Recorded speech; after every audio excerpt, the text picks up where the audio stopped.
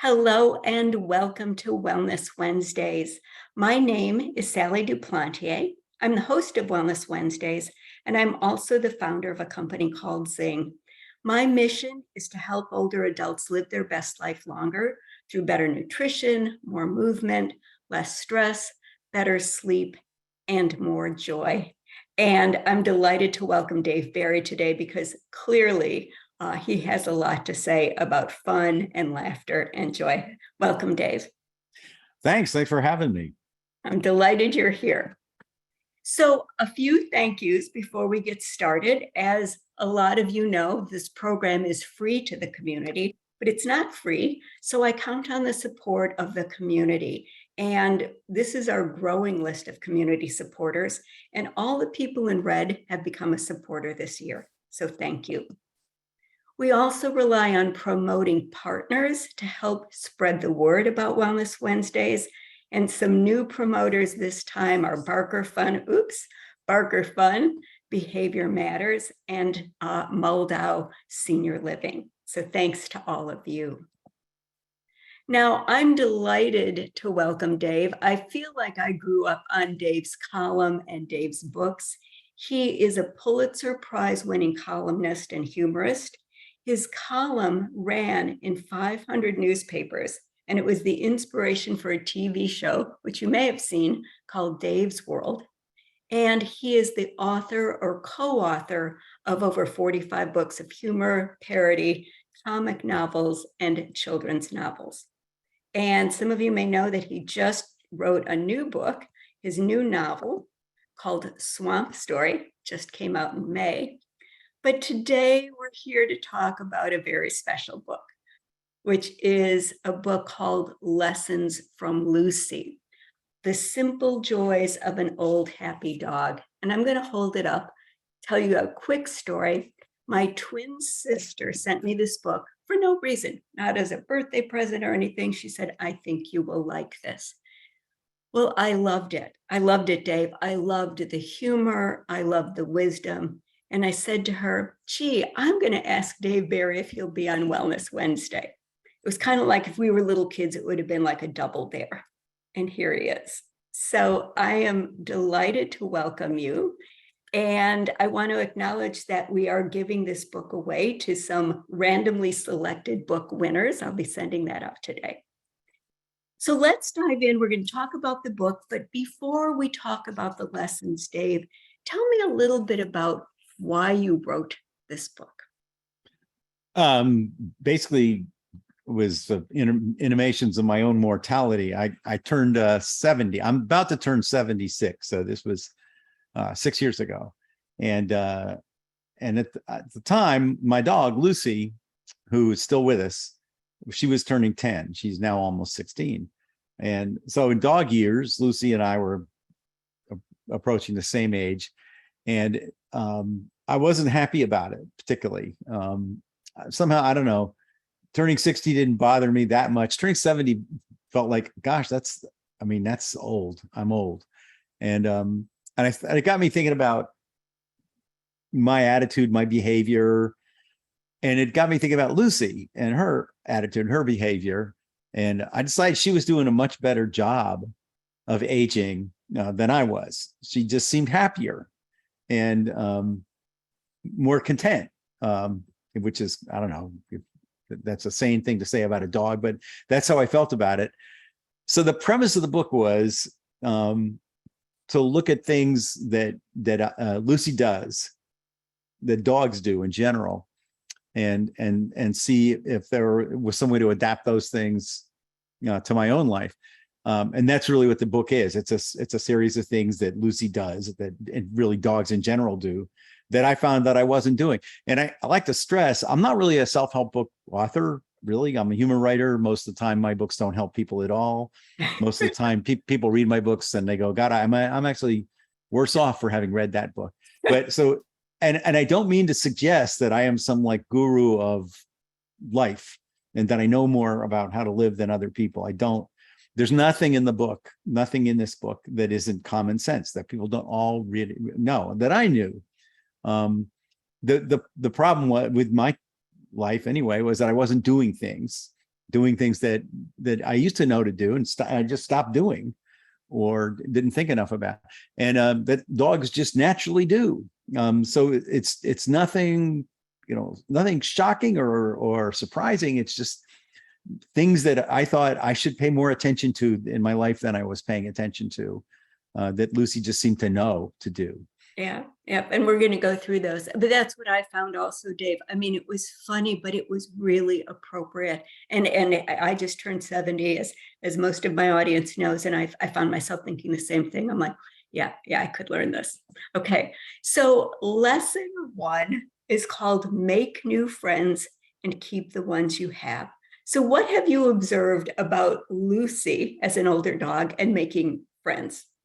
Lucy is just loves everybody. She loves other dogs, and well, except for occasional, there'll be one that for some reason she doesn't love, but there's some beef there that I don't know about.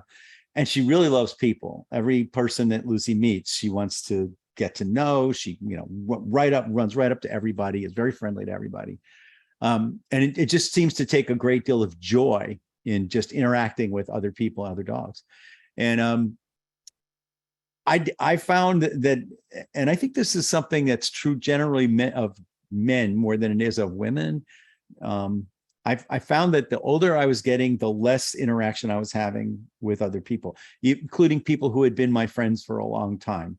I think you tend to just get sort of set in your ways, and you think, I don't want to go do that. That's too much effort. That's too much work to go out, and I don't need friends. I don't even like the friends I already have. It's easy to just stay home, be alone.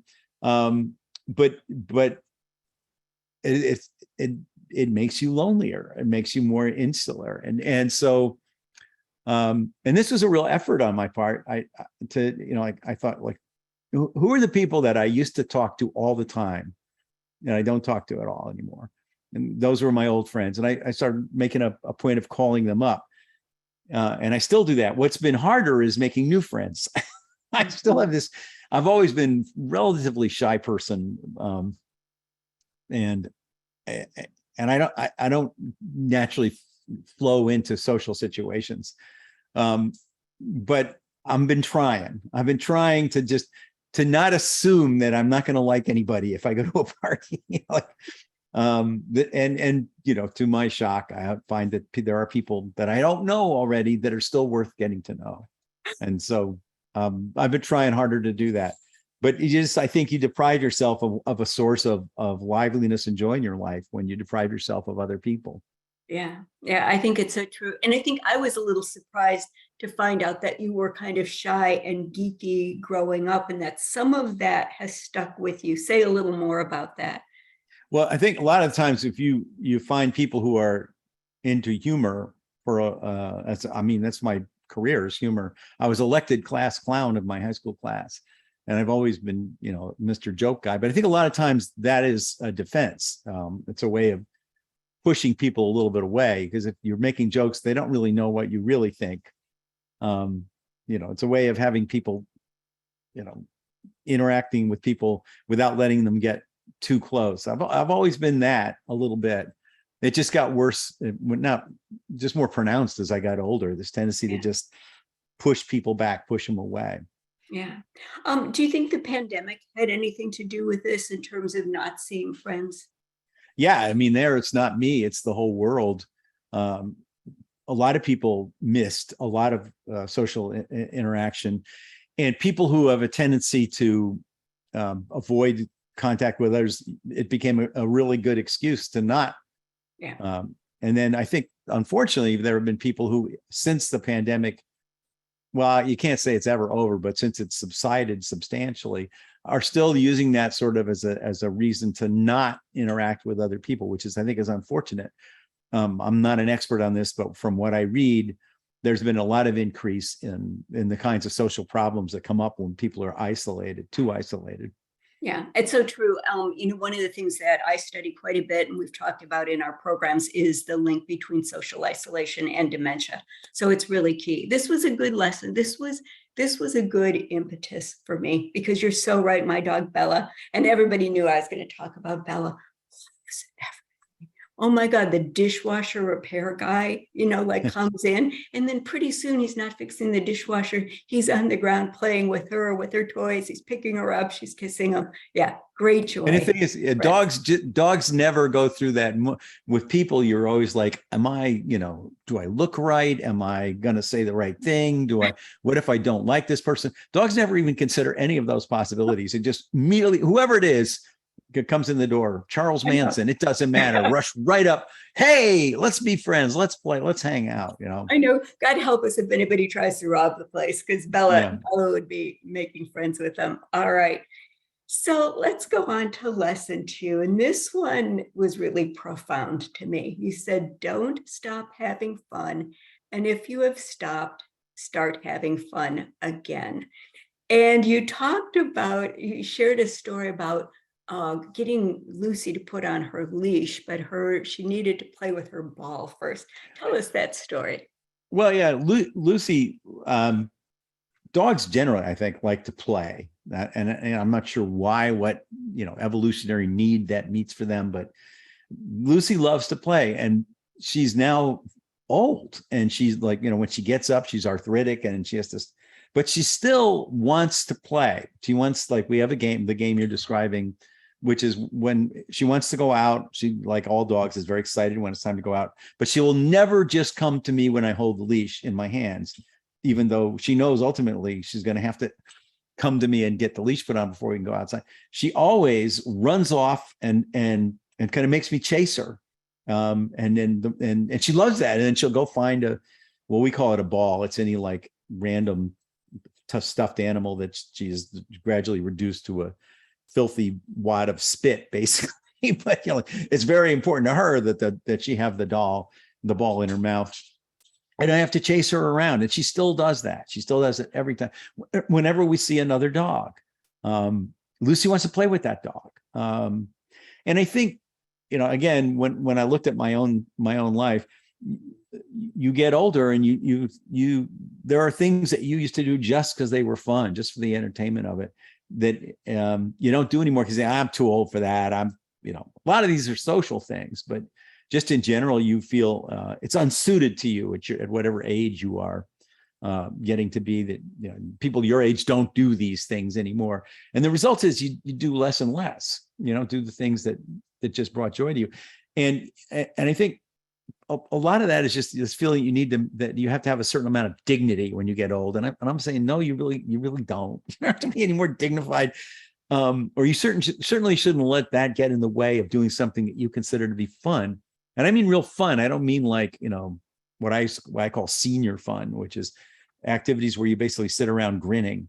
I mean, like, actually doing something that you used to do that you think is fun. In my case, what I talked about in the book is I play in a rock band of authors. And there's some pretty good authors in the band. Stephen King is in it, Amy Tan, Scott Turow. You have there we are. Okay, Yeah, there's Stephen King over there on the left, and then Greg Iles. That's Stephen King. Oh my gosh. And that's Greg Iles in the middle there, holding the guitar. Who's a very good author and a terrific guitar player. And then on the right, that's me wailing into the microphone. Who knows what? Behind Greg is Ridley Pearson. You can't see some of the others are, Mitch Albom is in this band, and a lot of good authors. Not a good band. We're actually a pretty terrible band. But the point, we started doing this in the 90s when we were all in our 40s, and it was really fun being a rock band. And then I think as we got older and older and older, we thought, well, I don't know, can we still do this? And we were doing it less and less, even though everybody kind of loved it when we did it. So one of the things I did when I wrote Lessons from Lucy is I got the band back together again. I emailed everybody, said, let's play again. So what if we're terrible? We love doing it. And we kind of resurged a little bit. That I can't say there's any demand for us out there, but for those in our audience, we could still hire you, right? No, you couldn't afford us. Well, actually, we only do it for charities. We raise money, but my joke is that after a charity has hurt us, they don't want our money anymore. But well, last time we played was a year ago in Nantucket, the Nantucket Book Festival. We still get together and do that. But I guess my point is, it's stupid. I mean, playing in a rock band at our age is kind of stupid and silly. And nobody could argue it has any productive or useful value, but it's fun. And that's really enough of an excuse to do things. And I really do think that it's so easy to slide as you get older into, I'll look like an idiot, I'll look like a fool. Whatever it is, dancing, singing, whatever it is, do it. If it makes you happy, if it's fun, do it. Yeah. You said to look at it as fun, not contentment. Just say a little bit more about that, how we become maybe complacent. Yeah, like contentment means basically that there's an absence of things that are bothering you more than anything else. And I say that's not enough. It's not enough to just not be bothered. You want to actually actively enjoy your life if you can, to the extent that you can.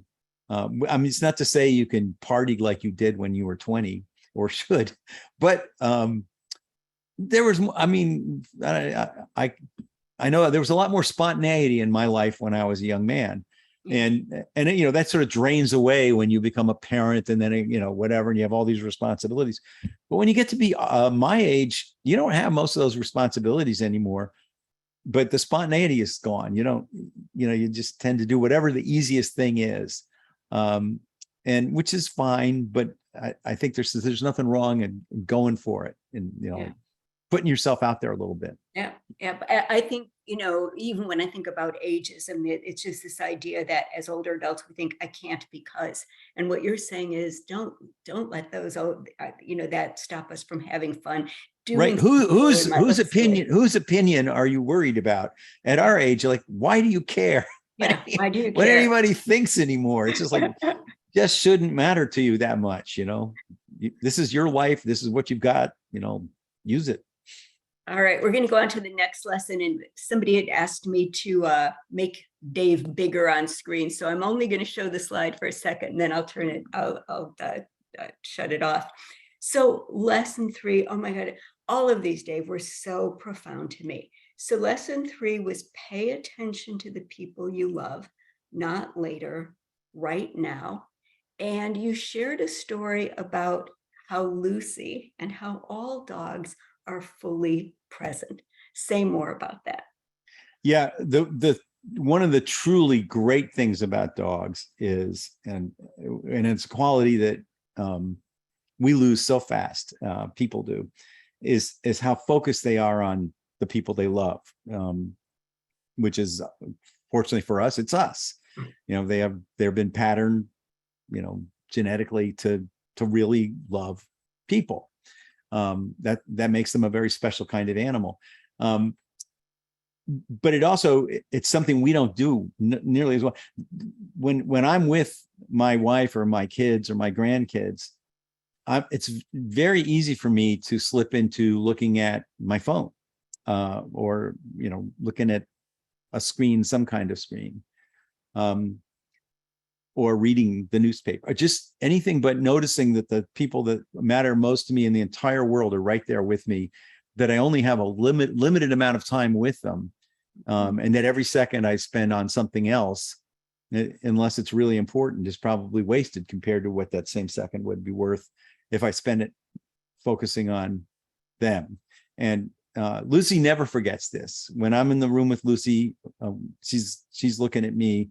And if I move and if I want to go do something, if I want to pay attention to her, she is so happy to have that attention. And so are my loved ones. I just forget that, it's so easy to, especially with this, it is so easy to just drift out of the moment and into this electronic world where really, when you get down to it, there's nothing there as important as the people that are in the room with you. So, I mean, obviously you have to pay your bills, and you want to pay attention to what's going on in the news. You can't spend all of your time staring into the eyes of the people you love, but you should spend more of it than you do. If not staring into their eyes, at least getting in touch with them. Yeah. And the Lucy's really good at that. And I have to remember every day to do that. Yeah. It's so funny. I'll share a quick Bella story. When we go for a walk, sometimes she just wants to sit in the grass when we're walking and just have me sit with her and Yeah.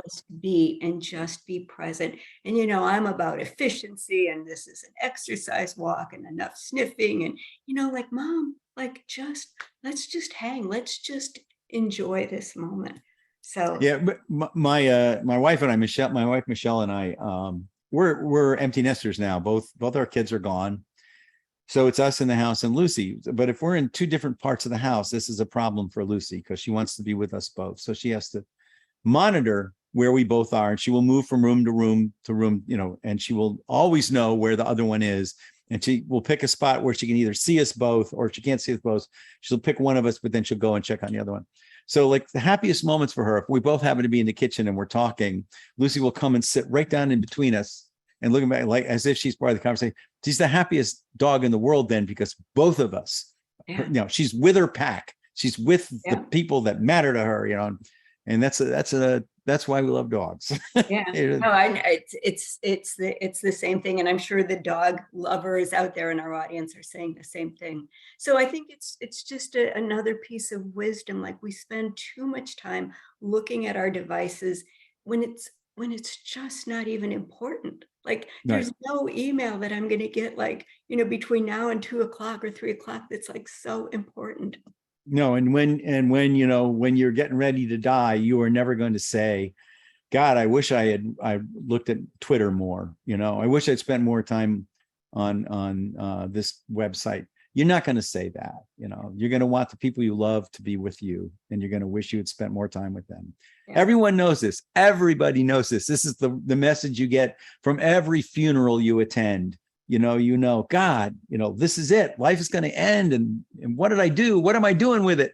And then you slip away. You slip, so easily you slip back into paying attention to things that are not as important as the people you love. Yeah, I would agree. But I think looking at it through the lens of a dog, you realize it, because they never forget. They never forget that. No. All right. Here's lesson 4. Let go of your anger unless it's something really important, which it almost never is. And I'm going to start with you in this example. Tell us the story about the cable repair. This was so funny. So we're going to talk about Dave's anger, and then we'll talk about how Lucy gets angry and what we might learn. Yeah, I find that the older I got, I've never been the most patient person in the world. I really, I'm an impatient person. But the older I've gotten, the worse I've gotten, the crankier I think of myself as being. Well, the example you pay, I write about in the book is we have cable television, and one day the guy who does our yard, Wilfredo, comes knocking at the window of my office right here, looking like real upset. And I go out, and he shows me he has accidentally, with his trimmer, cut through the cable for our phone and the cable for our TV. So everything's out. The internet's out, the phones are out, and the cable TV is out. So I call the phone company, AT&T, and they say, okay, we'll send somebody out to fix the cable. Then I called Comcast and spoke to somebody in, I don't know where. I don't know what continent. I don't know what his native language was, but he had his little script that he has to go through, and we had this. And I said, our cable's been cut. It is physically separated, so somebody needs to come out and repair the cable. And he started with his list of things that they have to go through. He goes, "Okay, David," and they call you by your name a lot. I don't know; they're trained to do that. David, I'm so sorry that your cable is not working. David, now, David, would you please go? David, do me a favor. Go, David, and tell me the serial number of your main cable box. And I'm like, no, dude, it's not that. This cable had nothing to do with it. The wire is cut. As I'm being patient up till now. And he goes, I see. And David, I'm so sorry, David. David, could you do me a favor? I need you to go unplug your main cable, plug it. He's going down his list, And I'm like, no, dude, it's not that. It's anyway, I completely lost my temper, and I yelled at this poor person in Bangladesh or whatever, who is just doing what he was told to do by the company he works for. And I got very angry at him, and I lost my temper and wrecked, how it ruins your day when you lose your, which was stupid on my part. I mean, it's frustrating, but it wasn't accomplishing anything. And I mean, I think I was more justified in that case getting angry, but really not at him. Wasn't doing any good. And I find that I am, and this is something I still have to work on, I am quick to lose my temper and be impatient with people. And, if things aren't the way I want them, and if I fly a lot, and, there are a lot of people on airplanes who are not frequent flyers, and they don't know where their seats are, and they don't know how it works. And they don't know what you have to show to get on the plane. And I get really impatient with these people. I don't know why.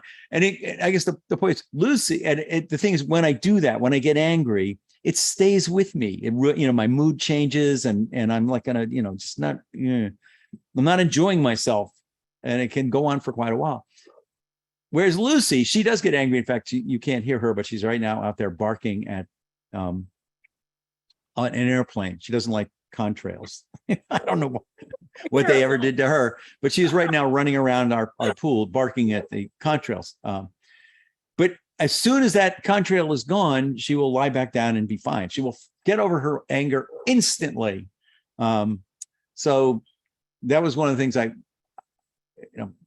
I've tried, and I'm getting better at it. I try to just, if the person in front of me is taking too long to order at the yogurt place, so what? It isn't really, is it really hurting me? Is it really making my life as bad enough to justify how, much I'm raising my blood pressure and being irritated?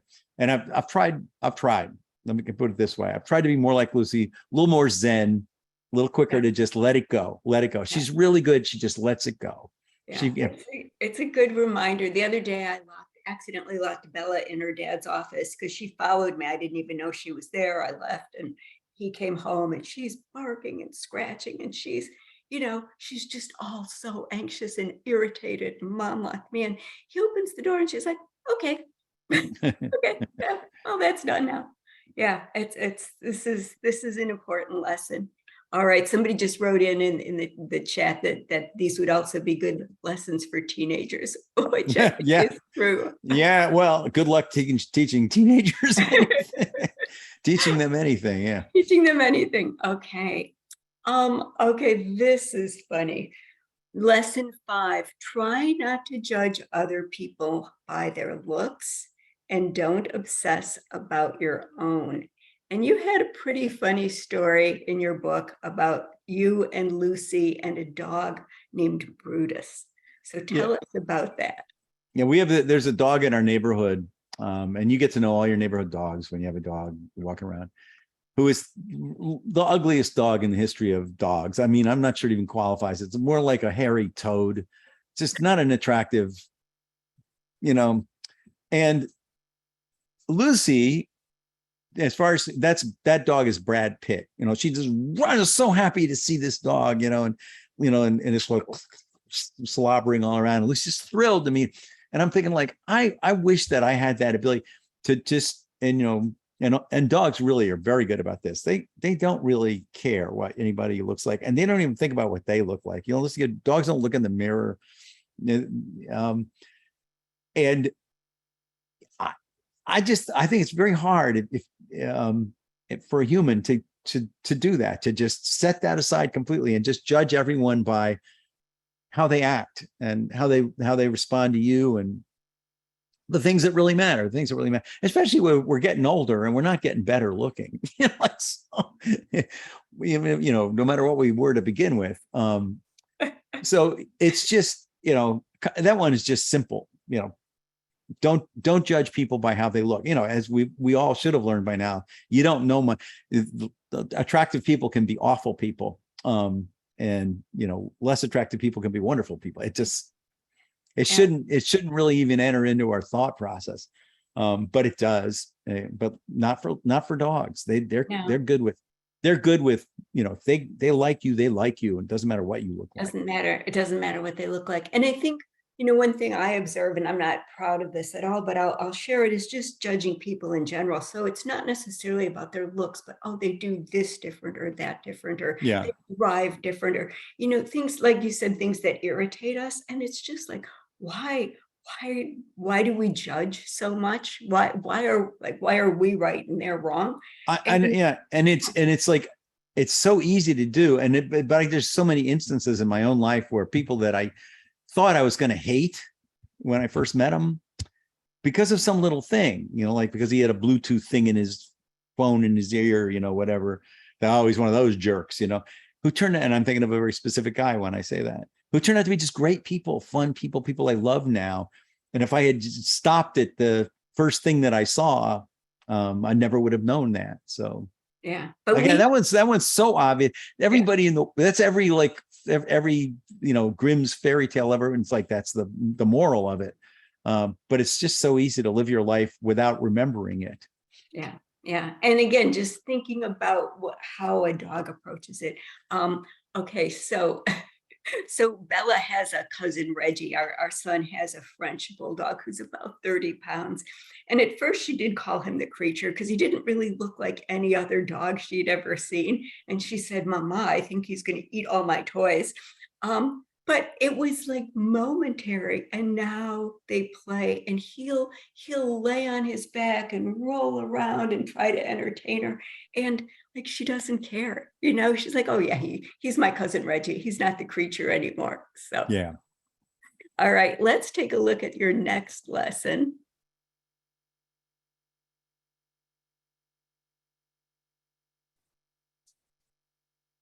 That's the one we just did. Yes, here we go. Don't let your happiness depend on things that don't truly make you happy, and you'll never have enough anyway. And you said in the book that we all know this, but you gave an amazing example about Hurricane Irma. So tell Yeah. us about that. Yeah. Well, I was writing a book. We had Hurricane Irma come through, we had a lot of hurricanes, and this one was worse than most, in the sense that we generally judge our hurricanes here like I live in Miami by how long we lose our power.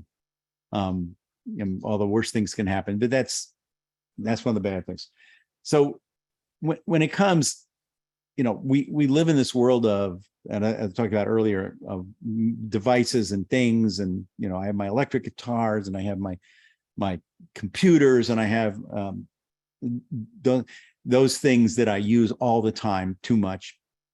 And when Hurricane Irma came, suddenly they're all gone. The electricity goes, nothing works anymore. And it like destroys us, like for days. Like we can't get on the internet. We can't, we can't, we can't watch television. And we act as though our lives have been just ruined. And Lucy, it has no effect on Lucy at all, because none of the things that are really important to her depend on a mechanical device of any kind. It's all relationships and just physical, here and now things. So I'm not saying I want to live without air conditioning, because I don't. And I'm not saying I want to live without television, because I don't. I like having those things. I am saying that you can get way too dependent on those things. And it's not just the, doing without in a hurricane things. It's like the possession things. Like, how many things do you need? And again, this is the most, it's a cliche. Everyone knows that money doesn't buy you happiness, and things don't buy you happiness, but we certainly act as though they do. And we act as though the loss of this, this massive mound of physical objects that we've accumulated around us, it is the worst thing that can happen to us. As we forget, there are much worse things that can happen, that you don't really, that none of those things is the source of your real happiness. So again, Lucy has this right. She doesn't need any of those things. She doesn't care. She doesn't have a single, she has her ball, but that's really about it. It's like there's just one possession that makes her happy, and everything else is like basically her relationship with us that makes her happy, and with other her life makes her happy, but not her things. Yeah, it's just like you said, it's just such a It's such a good reminder. All right, somebody just asked me to leave the title on a little longer, so I'll do that for lesson 7, which is our last lesson, and then we're going to do a recap, and I'm going to show all of them. So, okay, don't lie unless you have a really good reason, which you probably don't. And you relate a very funny story of putting up a Christmas tree and leaving Lucy home alone while you all went out to dinner. Tell us that story.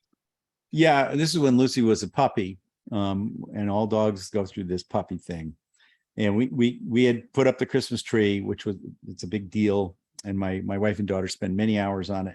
And we got home, and it was though there had been a war, some kind of Christmas war going on in our living room. The tree was all over the place. The decorations were everything was spilled all over the place. And Lucy and every dog I've ever had is the same way. Immediately confessed to this crime. In fact, dogs would be the worst criminals in the world, because they would not only confess to their crimes, they would confess to everyone else's crimes as well. She's like, they flatten themselves into the little puddle of guilt on the floor. As soon as you walk in, that they've done something wrong, and you go, Lucy, did you, like, so they're very honest about that, and they're very honest about everything. They don't know how to lie, I don't think. They're good at showing guilt, but they're terrible at being dishonest. And it's trickier, obviously, with people, because I think there are times when it's probably lying is the right thing to do, especially if you're telling the truth would be hurtful to somebody you love, and there's no big harm down the road to this person not knowing the truth. But I think most of the time when we lie, when humans lie, it's not to help other people. It's not to preserve. It's because we're ashamed, or because we're trying to evade responsibility for something. Yeah. And that's, again, that's common sense. It's wrong, and it usually doesn't work anyway. Lying generally doesn't solve whatever problem we think it's going to solve. It usually creates more problems. I'm not even going to pretend that's a remotely original observation on my part, but it's just a good reminder. Be like your dog, don't lie. And I don't have any, I have something very strange happening on my screen. I can hear you, but I can't see you. I'm experiencing a technical difficulty, and I'm not sure about our studio audience, and I have no way to communicate with them. I can see you, if that helps. You can see me? That's yeah, I see you. That's good. I don't even know how to describe this. My computer screen has just gone crazy. The commenters are saying that they can see us. They can see. Both. Well, that's So good. So I am. You're good, but see, and this just shows you don't need to be dependent on your camera for your happiness. Okay, so I'm going to not be able to show you more slides, but I do know what comes next. I am going to ask you though, Dave, with white lies. So here's an example. If I say to my husband, gee, honey, do you think I look 70? Is that an example where he should lie, shouldn't lie? What do you think? Well, that's an example where you shouldn't ever ask your husband that question. I would agree. It's like saying, do I look fat in this outfit? Like, you should just never ask that, right? Right. But I speak as a husband here. We do get asked that question all the time. And we generally come up with, at least I try to come up with an honest way to answer the question that is not hurtful. Yeah. Yeah. Yes. I think the way my husband answered that was something like, you look amazing for 70, which is that's pretty good. That's pretty good. You look amazing. That's a good one. As long as you actually are 70. Now, if he said that and you were like 43, that would be a bad That answer. would be bad. That would be bad. Okay, well, I'd fully planned to show a recap of all of the lessons, but I can't even describe to you what I'm looking at on my screen, but it's just wavy lines. So I'll just kind of ask you, what lesson do you think is kind of most important, or what are you working on now? Like, where do you have to pay the most attention? Okay, the two different. The one that I have to work on most still is controlling my anger. as I said earlier, I think as I've gotten older, I've gotten crankier, and I was never patient to begin with. And I really have to remind myself that getting angry almost never accomplishes anything. 2 days ago, my wife and I were in a hotel and we were having breakfast, and they were understaffed basically. And the guy at the service was quite slow. It was breakfast, but everybody there was basically on vacation. It was a resort hotel. And the guy at the table next to us was just livid because the service was so slow. And the staff people, I could see it wasn't their fault. They were there. The fault is there weren't enough staff people there. But the people who were there were working as hard as they could. There just weren't enough of them. And this guy finally just got up and was yelling at the server. Mm-hmm. And it was a really good reminder to me, because like it accomplished nothing at all, except make that man look like an idiot, and make the rest of us uncomfortable and make the server feel bad. But nothing positive was accomplished. I mean, he's still going to get his breakfast the same time everyone else would. I need that reminder, because I would never do that. I think I'm under more control than to ever yell at a waiter. But I it's just a reminder that it just almost never accomplishes anything useful, except in fact, it almost always just causes harm to yourself as well as to everyone else. So that's the one that I think I have to work on the most. The one that what was the other part of your question? Was the one that's most important? Yeah, the most important. It's the one we haven't talked about yet. It's the last lesson in the book. Yes. So let's share that. So I will tee it up. I had a beautiful photo to share, but can't do that now. But your book was supposed to end with the seventh lesson. It was supposed to be about Lucy. And then there was an epilogue that was so profound, and it was about your daughter. So tell us that story and the most important lesson learned. Yeah, so I finished the book, and it was supposed to come out in the fall of 2018, and I had a book tour scheduled and everything. The other thing that was supposed to happen in the fall of 2018 was my daughter Sophie was going to go to Duke University. She graduated from high school and she got into Duke, which was her dream school, and she's getting ready to go. So I'm getting ready to go on a book tour, but before we're going to go on the book tour, we're going to take Sophie to Duke. On August 18th, which was the day before we were supposed to go, or 2 days before, it was right before we were supposed to go, Sophie woke up in our house and she was paralyzed from basically mid-chest down. Her legs didn't work at all. And at first we thought maybe it was some kind of a nervous issue, whatever, but we took her to the hospital. And a neurologist saw her right away and diagnosed her with, I'll never forget, they had her in the MRI, and when she was still in there, the neurologist came to where Michelle and I were waiting and sat down with us and said, it's very bad, which is you don't want to ever hear. And she said she has transverse myelitis, which is an autoimmune disorder where your immune system attacks your spinal cord.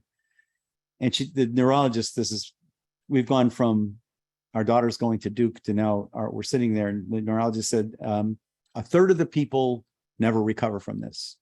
The paralysis permanent. A third of the people partially recover, and a third of the people recover pretty much completely. So all of a sudden, we're in this nightmare where our daughter is supposed to be going to college with all her friends, and instead she's in the intensive care unit, and with all these tubes and doctors 24/7. So I will skip to the end, the happy ending, which is that she recovered, almost completely recovered from this ailment. But for quite a while, my wife and daughter Michelle never left the hospital. She's there 40 days. For the first 12 or 13 of those days, we didn't know that Sophie, whether she would ever walk again.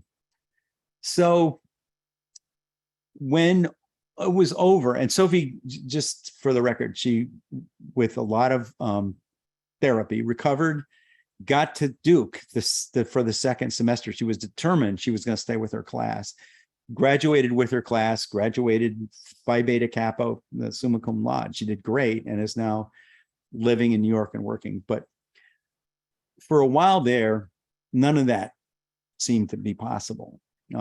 It was terrifying. It was hard. It was the worst thing that's ever happened to me, to Michelle. Anyway, obviously I didn't go on a book tour. I went from the hospital when I basically called everybody that I was supposed to do anything for and said, I'm not going on a book tour. I can't give these. So whatever it was, I can't do it. And I may never be able to do it. I don't know. So anyway, but when it was clear that Sophie was going to come out of that, I called the editor at Simon & Schuster, my editor, Priscilla Payton, and I said, okay, I'm going to be able to go out and go on a book tour for Lessons from Lucy, but I need to write another chapter. Can I do that? You know, because it was awkward because they had already printed the book. I said, but I need to write another chapter because there's another lesson, which isn't a lesson from Lucy, although in fact, Lucy knew this lesson all along, but it's a lesson that I think is extremely important. And the lesson is basically to be grateful for what you have. And it's probably more than you think, which is it seems like a weird lesson. You know, this horrible thing happens and you're grateful. But when your daughter,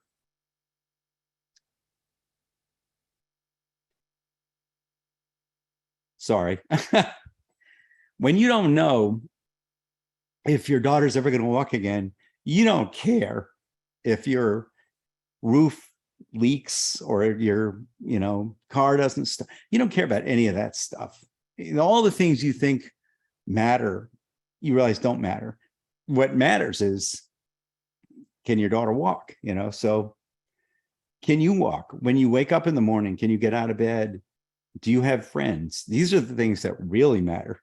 Not, I'm sorry, I don't usually do this, but none of the other stuff matters. None of the things that you think are so important matters. It's very, very few things in your life that really matter, and you should be grateful for them every day. So Michelle and I, literally every day, at some point, somehow, we think about this, sometimes together, sometimes separately, but I think things aren't so bad. Whatever I thought about, whatever I thought was a problem, it's not a problem. Sophie's good, Rob is good, our grandkids are good. That's all that matters. It's all these trivial things that we worry about day to day. And I still, obviously I'll get annoyed. I don't like it if my car doesn't start, and I don't like it if the roof leaks, but now I know better than to think that those are really important problems. They're not. And now I know that the things that are important, I'm going to, not forget how important they are and how grateful I am for them. So anyway, that was the last. I apologize for getting so emotional there. I've been through that story before, but I generally keep better control of myself. And it's interesting, Dave, because of my technical difficulties, I can't see you at all. I can't see anything. That's probably good. But I can hear you, and I'm so thankful. You know what it is? It's been a while since I've talked about this book. So I guess it's just sort of brought it all back to me. Anyway. Yeah. So Dave, we are at time, and I do not have the ability to monitor a Q&A. So I think what we're going to do is end here. I just want to thank you so much for being my guest, for for your assistant, was so great at getting back in touch with me. And it has just been a privilege to have you on the show. Thank you. Good luck with your new book. And I'm so glad that Lucy is still in everyone's life. Thank you. I am too. And thanks for having me on. I'm sorry I can't answer questions, but I'm sure whatever I answer, I would have given them, people already know anyway. So. All right. Dave, thank you so much. Everybody have a wonderful Wednesday. Bye now. Thank you.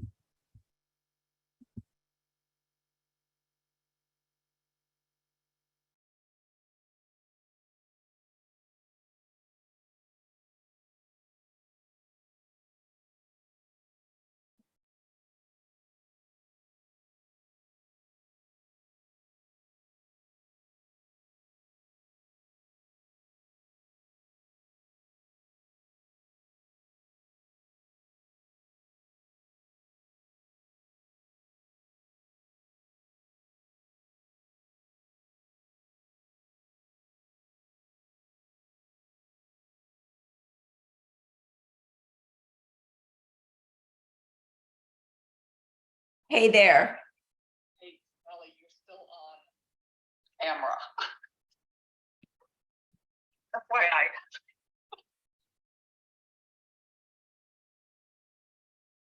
Thank you.